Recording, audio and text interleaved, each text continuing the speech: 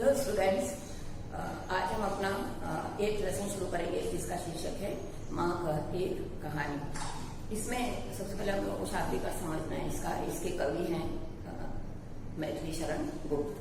तो ये एक संवाद काव्य है। क्या आप लोगों के लिए नया शब्द है संवाद काव्य। संवाद काव्य में क्या होता है कि कविता होती है और उसमें बातचीत होती है। संवाद मतलब बातचीत। तो कविता के अंदर जो बातचीत होती है उसको एक कहानी का रूप दे दिया जाता है ना। छोटी सी एक घटना वो जो है उसके अंदर बताई जाती है। तो मैथिली शरण गुप्त ने जो है इसको उस समय की गौतम बुद्ध के जीवन की एक घटना जो है यहाँ पर बताई है। उनका थोड़ा हम लोग संक्षिप्त परिचय इसके अंदर पढ़ेंगे। उनको राष्ट्रकवि की पदवी मिली थी। आपको एग्जाम में पूछा जाता है ना। राष्ट्रकवि की पदवी जो है मैथिली शरण गुप्त को मिली थी। उनका जन्म 1886 में चिड़गांव जिला झांसी उत्तर प्रदेश में हुआ था। फिर उनको जो है बचपन से रुचि थी। उन्होंने जो है खास सबसे बड़ा उनका जो महाकाव्य है वो उसका नाम है साकेत। ये फिल्म इंग्लिश में है। उसके बाद यशोधरा, पंचवटी, भारत भारती और जयद्रथ, ये सब इनकी जो है काव्य कृतियां हैं। बहुत ही मतलब फेमस हुई है जो, और उनकी मृत्यु जो है 1964 में हुई थी। अब इसमें मेन चीज जो बताई है, जैसे आपने सुना होगा गौतम बुद्ध जो है वो बहुत बड़े महान संत हुए थे, है ना, जिन्होंने कि बौद्ध धर्म का प्रचार किया। बौद्ध धर्म उन्होंने ही चलाया और वो सत्य और अहिंसा में विश्वास रखते थे। बचपन से ही उनके अंदर ऐसे गुण थे कि किसी को भी मारना नहीं, सताना नहीं, ऐसे इस तरीके से। तो उनके एक बचपन की मतलब जब वो राजकुमार थे तब उनके उस समय की एक घटना यहाँ पर दी हुई है। और ये आपने स्टोरी सुनी होगी कि उनको जो वो उनका जन्म हुआ है ना, तो राजा ने जब अपनी उनकी जो है वो कुंडली ज्योतिषियों को बताई, उनका मतलब भविष्य पूछा, तो उन्होंने ये कहा था कि ये जो है वो सांसारिक सुख नहीं भोग सकेगा, बल्कि जंगल में जो है तपस्या करने जाएगा। और कोई भी ऐसा दृश्य देख लेगा दुख वाला तो इसको जो है संसार से विरक्ति हो जाएगी। तो राजा जो है डर जाते हैं और चारों तरफ जो है वो कई किलोमीटर तक जो है बहुत अच्छा वातावरण रख देते हैं, यंग लोगों को रखते हैं, अच्छे अच्छे बाग बगीचे बनाते हैं।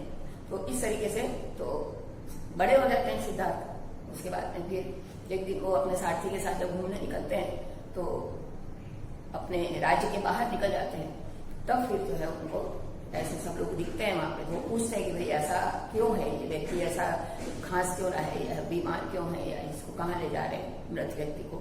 तो फिर वो सारथी से बता देता है कि हमारी ऐसी दशा होती है हर एक व्यक्ति की। तो फिर वो इस संसार से विरक्ति हो जाती है। फिर वो अपना घर छोड़कर, उनकी पत्नी थी यशोधरा और उनका पुत्र था राहुल, तो दोनों को ऐसे सोता हुआ छोड़ के महल में वहां से निकल जाते हैं। और फिर जंगल में तपस्या करते हैं। फिर लोगों को उपदेश देते हैं, बहुत ज्ञान देते हैं, सत्य और अहिंसा का प्रचार करते हैं, है ना। बौद्ध धर्म चलाते हैं। उनके बहुत सारे शिष्य बनते हैं, फॉलोअर्स बहुत सारे बनते हैं। कई जगह उन्होंने जो है गुफाएं, जैसे केव्स बनाई थी, अजंता केव्स है ना, तो वहां पर जो है उनकी जो है इस तरीके की मूर्तियां वहां पर बनी हुई हैं। तो उन्हीं के बचपन की एक घटना है ना।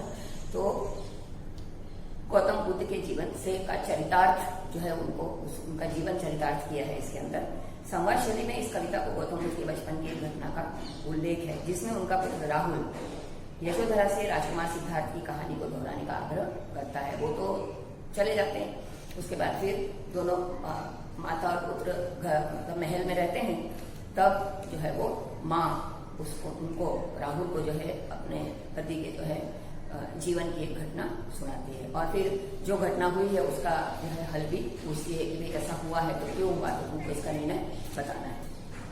अब वो अपनी माँ से जो है वो पूछ रहा है, माँ का एक कहानी। जैसे छोटे बच्चे माँ से पूछते हैं कि भाई मुझे कहानी सुनाओ। पहले के समय में तो राजा रानी की कहानियां होती थी, तो जैसे दादा दादी से सुनते थे कहानियां सोते समय, है ना। तो वैसे वो कहानी सुनाने का आग्रह करता है। बेटा समझ लिया क्या तूने मुझको अपनी नानी के शब्द क्यों कहा है, क्योंकि बुजुर्ग लोग होते थे वही अपने बच्चों को जो है इस तरह से कहानियां सुनाया करते थे। कहती है मुझसे अचेती तू मेरी नानी की बेटी। मुझे सारी दासियां ये बोलती हैं कि मेरी जो नानी है उनकी तो बेटी है, बराबर है। कह माँ कह लेती ही लेटी, मुझे लेटे लेटे एक कहानी सुना। राजा था या रानी, माँ कह एक कहानी। कौन सी कहानी मुझे सुना रहे हो, मुझे कहानी सुनाना शुरू करो। अब माँ जो है कहती हैं, तू है हटी मानधन मेरे, सुन उपवन में बड़े सवेरे। अब वो कहानी सुनाना शुरू कर रही है क्योंकि तो बहुत जिद्दी है, और चल वो तुझे जो है तेरे पिता के जीवन की एक घटना सुनाती हूँ। सुन उपवन में बड़े सवेरे तात भ्रमण करते थे तेरे, तात मतलब पिता, भ्रमण करना मतलब विचरण करना, जैसे बगीचे में हम लोग घूमते हैं। तो ऐसे ही अपने बगीचे में एक दिन घूम रहे थे, जहाँ सुरभि मनमानी है ना, रंग बिरंगे फूल खिले थे, तो उनकी खुशबू जो है वो, सुरभि मतलब खुशबू जो है वो सभी जगह फूलों की छाई हुई थी। जहाँ सुरभि मनमानी, हाँ माँ यही कहानी। इतना अच्छा वातावरण था सब जगह का, तो मुझे यही कहानी आपसे सुनना है। आप जल्दी जल्दी आगे की कहानी सुनाओ। वर्ण वर्ण के फूल खिले थे, झिलमिल कर हिम बिंदु झीले थे, हल्के झोंके हिले मिले थे, लहराता था पानी। वर्ण वर्ण के मतलब कई प्रकार के फूल, रंग बिरंगे फूल वहाँ बगीचे में खिले हुए थे। झिलमिल कर हिम बिंदु मिले थे, हिम बिंदु का मतलब होता है, हिम का मतलब होता है बर्फ, है ना। तो बर्फ की बूंदे वहां पे नहीं आई थी। हिम बिंदु किसके लिए कहा गया है, जैसे हम लोग सुबह उठते हैं तब पत्तों के ऊपर या इसके ऊपर जो है पानी की बूंदे होती हैं, उसको यहाँ पे क्या कहा गया है, हिम बिंदु। तो सबके ऊपर पानी की बूंदे फूलों पर और पत्तियों पर छाई हुई थी। तो और जैसी हवा चलती थी तो वो पानी जो है हल्के झोंके हिले में, ना झोंके किसके थे, हवा के झोंके थे, लहराता था पानी। तो पानी जो है उसमें लहरा रहा था।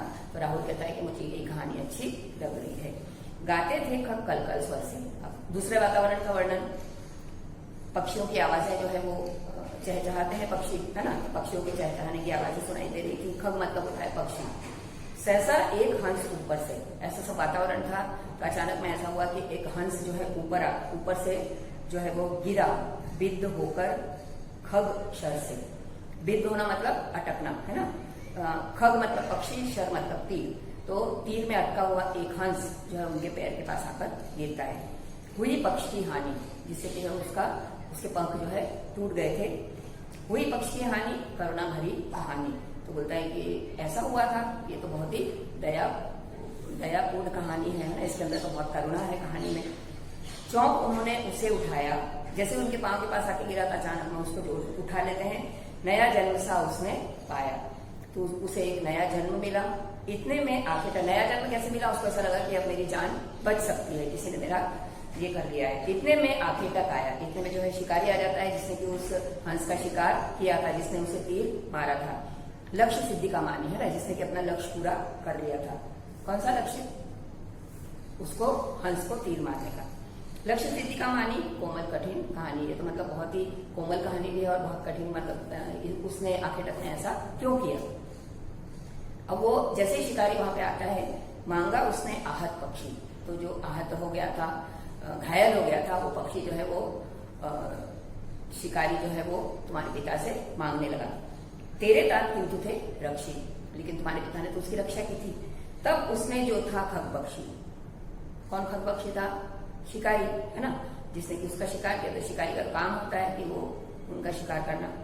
तो हट करने की ठानी, वो एकदम जिद करने लगा कि नहीं, मैंने इसका शिकार किया है, तो ये वाला हंस जो है मेरा है। हट करने की ठानी, अब बढ़ चली कहानी। जिद करने लगा, इस तरह से कहानी आगे बढ़ती है। हुआ विवाद सदैव निर्दय में, उभय आग्रही थे स्व विषय में। विवाद मतलब दोनों में बहस होने लगी। सदैव और निर्दय, सदैव कौन थे, राहुल के पिता, जो कि जिनके मन में दया की भावना थी। निर्दयी कौन था, शिकारी। उभय आग्रही थे स्व विषय में, दोनों अपने अपने विषय में इकट्ठे हुए।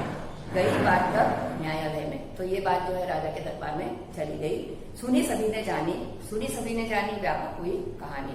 अभी दरबार में जितने दरबारी बैठे हुए थे, सब लोगों को ये पता चल गया, है ना, कि इस तरह से बात जो है न्यायालय में, इनके परिवार की बात जो है न्यायालय तक पहुंच गई है। अब इतना सुनाने के बाद में माँ जो है अपने बेटे से बोलती है, राहुल तू निर्णय कर इसका, न्याय पक्ष लेता है किसका। अपने बेटे से बोलती है कि तुझे निर्णय करना है कि सच्चा न्याय क्या है। कह दे निर्भय जय हो जिसका, कि किसकी विजय है इसमें, ये तू मुझे बिना डरे बता दे। सुन लू तेरी बानी, बानी का मतलब क्या है, तेरी बोली, बोली से क्या मतलब है, तेरा निर्णय जानना चाहती हूँ। माँ मेरी क्या बानी, मैं सुन रहा कहानी। तो राहुल क्या बोल देता है कि मैं क्या बता सकता हूँ, मैं तो कहानी सुन रहा था। फिर थोड़ी देर सोचता है, फिर उसके बाद वो अपना निर्णय देता है। कोई निरपराध को मारे तो क्यों अन्य न उसे उबारे, है ना। यदि कोई निरपराधों को, निर्दोष को जो है मारता है, तो अगर किसी दूसरे व्यक्ति ने अगर उसकी जान बचा ली तो ये अच्छी बात है ना, कोई उसकी जान क्यों नहीं बचा सकता है। रक्षक पर भक्षक को वारे, न्याय दया का दानी, क्योंकि मारने वाले से जो है बचाने वाला बड़ा होता है, इसलिए न्याय हमेशा जो है सच्चाई का पक्ष लेता है।